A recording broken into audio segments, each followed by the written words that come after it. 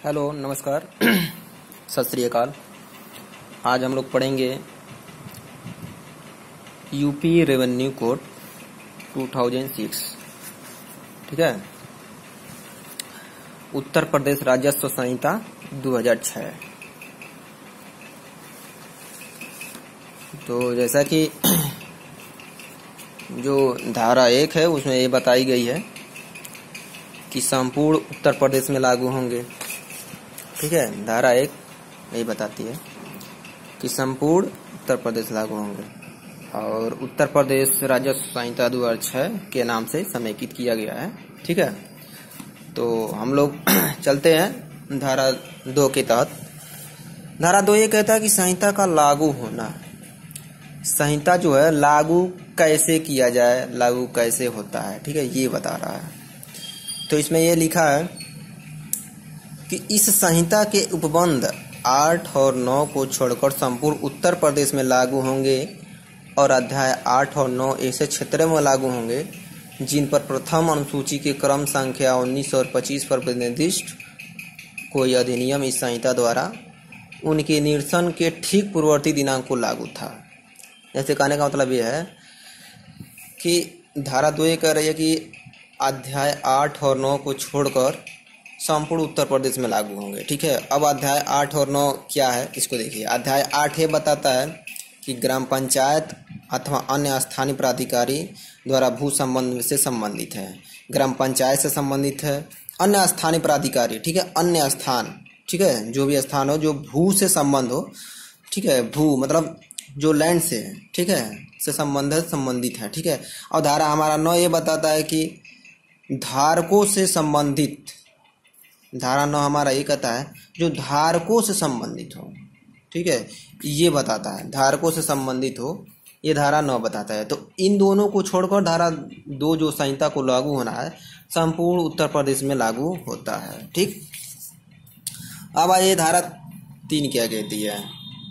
धारा 3 ये कहती है कि संहिता का नए क्षेत्रों में विस्तार कैसे होता है। ठीक है, संहिता, ठीक है, जो यूपी रेवेन्यू कोड है उत्तर प्रदेश में संहिता का नए क्षेत्रों में विस्तार कैसे होता है। तो 3 का क्लॉज 1 ये कहता है कि जहां इस संहिता के प्रारंभ होने के पश्चात उत्तर प्रदेश के राज्य क्षेत्र में कोई क्षेत्र सम्मिलित किया जाए वहां राज्य सरकार सूचना द्वारा ऐसे क्षेत्र में इस संहिता का संपूर्ण या कोई उपबंध विस्तारित कर सकती है। मतलब इसका क्या हुआ, मतलब इसका ये हुआ कि जहां इस संहिता के प्रारंभ होने के पश्चात, ठीक है, प्रारंभ होने के पश्चात अगर उत्तर प्रदेश के राज्य क्षेत्र में कोई क्षेत्र सम्मिलित किया जाता है, ठीक है, कोई भी क्षेत्र को सम्मिलित किया जाता है, जैसे होता है ना, आप लोग कॉन्स्टिट्यूशन में आर्टिकल 3 पढ़े होंगे कि किसी भी क्षेत्र को अगर घटाना हो, नाम में चेंज करना हो, परिवर्तन करना हो, बढ़ाना हो क्षेत्र को, तो आर्टिकल 3 के अंतर्गत होता है। ठीक है, तो ऐसे यहाँ पे भी है कि अगर प्रारंभ होने के पश्चात उत्तर प्रदेश के राज्य क्षेत्र में कोई क्षेत्र सम्मिलित किया जाए तो वहाँ राज्य सरकार के अधिसूचना द्वारा क्षेत्र में इस संहिता का संपूर्ण या कोई उपबंध विस्तारित कर सकती है। तो राज्य सरकार वो अवश्य कर सकती है। और वही 2 बता रहा है कि 1 के अधीन कोई अधिसूचना जारी की जाए तो हाँ उक्त उपधारा के विनिर्दिष्ट क्षेत्र में प्रवृत्त किसी अधिनियम, नियम या विनियम के उपबंध जो इस प्रकार लागू किए गए हैं, ठीक है, असंगत और निश्चित हुए समझे जाएंगे, असंगत और निर्सित समझे जाएंगे। ठीक है, फिर तीसरा ये कह रहा है कि राज्य सरकार जो है किसी 75 वर्षीय अधिसूचना द्वारा उपधारा के 1 के अधीन जारी, ठीक है, किसी अधिसूचना से संशोधन, उपतंत्र या परिवर्तन कर सकती है। मतलब क्या हुआ, वही मैं शुरू में जो बताया हूँ कि आर्टिकल 3 कॉन्स्टिट्यूशन में पढ़े होंगे, तो उस वही सेम है कि अगर राज्य सरकार चाहे तो 75 वर्षीय सूचना में अधीन किसी अगर क्षेत्र को या किसी क्षेत्र में संशोधन करना है या नाम में परिवर्तन का उपतंत्र करता है, परिवर्तन करना है तो वो कर सकती है। उसका वो क्षेत्र है, उसका वो राइट है, ठीक है, वो अवश्य कर सकती है। फिर धारा 4 क्या कहता है। धारा 4 ये कहता है कि देखिए रेवेन्यू बोर्ड क्या है। रेवेन्यू बोर्ड के बारे में पहले समझिए, रेवेन्यू बोर्ड होता क्या है रेवेन्यू बोर्ड। तो सबसे पहले ये जान लीजिए कि रेवेन्यू बोर्ड ये है कि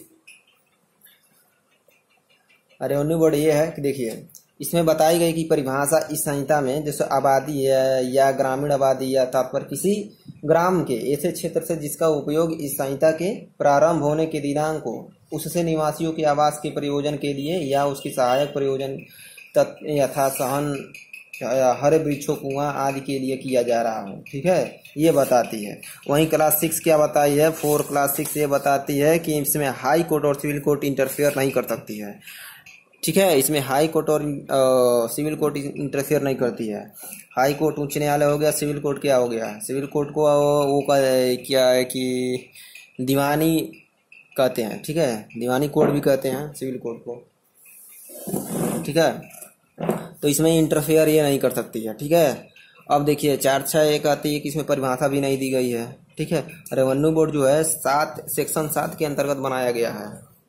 सेक्शन 7, ठीक है, सेक्शन 7 के अंतर्गत, सेक्शन 7 हम बाद में पढ़ेंगे, पहले ये पढ़ें कि सेक्शन 5 में क्या दिया गया है। तो सेक्शन 5 ये बताता है कि राज्य का राजस्व क्षेत्रों में विभाजन, राज्य का राजस्व क्षेत्रों में विभाजन। ठीक है, विभाजन क्या है, जैसे मान लीजिए कि आप सभी लोग जानते हैं कि जो मंडल में विभक्त होता है, ठीक है, मंडलों में विभक्त होता है। ठीक है, मंडल क्या है कि जिसमें 2 या 2 से अधिक जिले हों। ठीक है, 2 या 2 से अधिक जिले मिलकर एक मंडल हो सकता है, होता भी है। या अगर जिला बनने के लिए क्या चाहिए कि 2 या 2 से अधिक जो तहसील होंगे, 2 या 2 से अधिक तहसील हों तो वो जिला बनेंगे। ठीक है, मतलब एक जिले के अंदर 2 या 2 से अधिक तहसील आते हैं, और एक मंडल के अंतर्गत 2 या 2 से अधिक जिला आते हैं। ठीक है, अब देखिए तहसील जो है वो प्रत्येक तहसील में एक या अधिक परगना होता है। परगना जैसे आप लोग आय प्रमाण पत्र बनवाने जाते हैं तो उसमें परगना होता है, तप्पा खास ऐसे कुछ होता है, सबका अलग अलग है क्षेत्र, तो ऐसे लिखा होता है। ठीक है, प्रत्येक परगना में 2 या 2 से अधिक गांव होते हैं। तो ये ही क्षेत्र बता रहा है कि जो है, ठीक है, सेम 6 जो है यही बात करता है। 6 यही बात करता है कि 2 या 2 से अधिक मिलकर जिला वो मंडल बनाता है। हाँ, उन तहसीलों से मिलकर जिला बनता है, उन गांवों से मिलकर तहसील बनती है। ठीक है, तो सेम ये जो 6 है यही बताता है। अब आइए 7 देखते हैं, सेक्शन 7 हमारा क्या कहता है। रेवेन्यू बोर्ड कैसे बनता है, रेवेन्यू बोर्ड कैसे बनता है। सबसे पहले तो हमें ये जाने कि रेवेन्यू बोर्ड बनता कैसे है।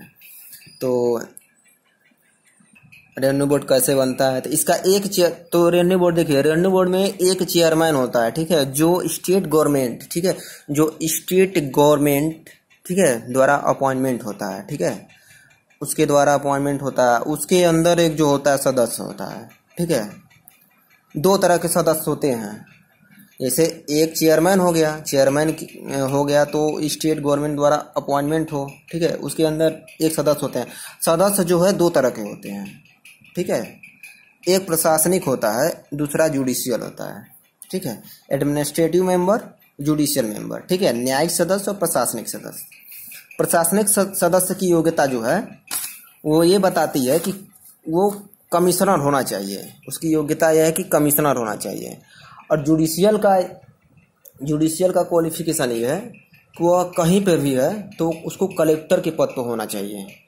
ठीक है, मतलब वो कलेक्टर के पद पर पहले वो रहा हो। ठीक है, और प्रशासनिक में जो है वो कमिश्नर के पद पे रहा हो। ठीक है, ये बात कह रही है।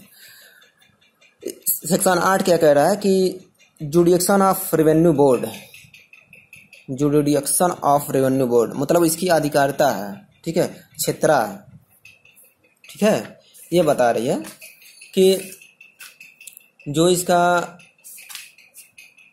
जो परिषद की अधिकारिता है। ठीक है, तो इसमें क्या है, तो इसमें ये जान लीजिए कि जितने भी मामले रेवेन्यू या लगान से संबंधित होते हैं, चाहे वो मुकदमे की फोरम हो, चाहे वो अपील की फोरम हो, चाहे वो रेवेन्यू बोर्ड कोई भी फोरम हो। ठीक है, चाहे लगान से संबंधित हो, चाहे मुकदमे की फोरम से हो, चाहे अपील की फोरम से हो, वो सारे रेवेन्यू बोर्ड के अंतर्गत आते हैं। ठीक है, रेवेन्यू बोर्ड के अंतर्गत आते हैं। मामलों के निपटारे के लिए एक चेयरमैन बेंच बना सकता है। जो मामला का निपटारा है मामलों के निपटारा कैसे होगा, तो मामलों को निपटारा के लिए एक जो चेयरमैन है वो बेंच बना सकता है, जुडिशियल मेंबर को अपॉइंटमेंट कर सकता है, ठीक है, जुडिशियल मेंबर को अपॉइंटमेंट कर सकता है कि एक से ज़्यादा बना सकता है, या बेंच या मामले में का निपटारा करते हैं, ठीक है, यही जो है मामले का निपटारा करते हैं। जिसे मतलब क्या समझे आप, जैसे जो एक चेयरमैन है वो बेंच बना सकता है और उसमें अपॉइंटमेंट कर देगा कि जुडिशियल जो मेंबर हैं उनको अपॉइंटमेंट कर देगा कि ये चाहे एक से अधिक करे हो या एक ही हो, और इस मामले को निपटारा करने के लिए बोल देगा, ठीक है। ऑल ओवर यूपी में लगान से संबंधित रेवेन्यू बोर्ड आते हैं, ठीक है, रेवेन्यू बोर्ड का कार्य होता है। सेक्शन 9, 10 और 210, 211, 212 ये देखिए क्या बताता है कि power of revenue board, power of revenue board ना, रेवेन्यू बोर्ड की शक्ति, एक तरह से आधिकारिता की शक्ति, सॉरी कार्य का जो है वितरण करने की शक्ति है, ठीक है। तो सेक्शन 9 क्या कह रहा है कि चेयरमैन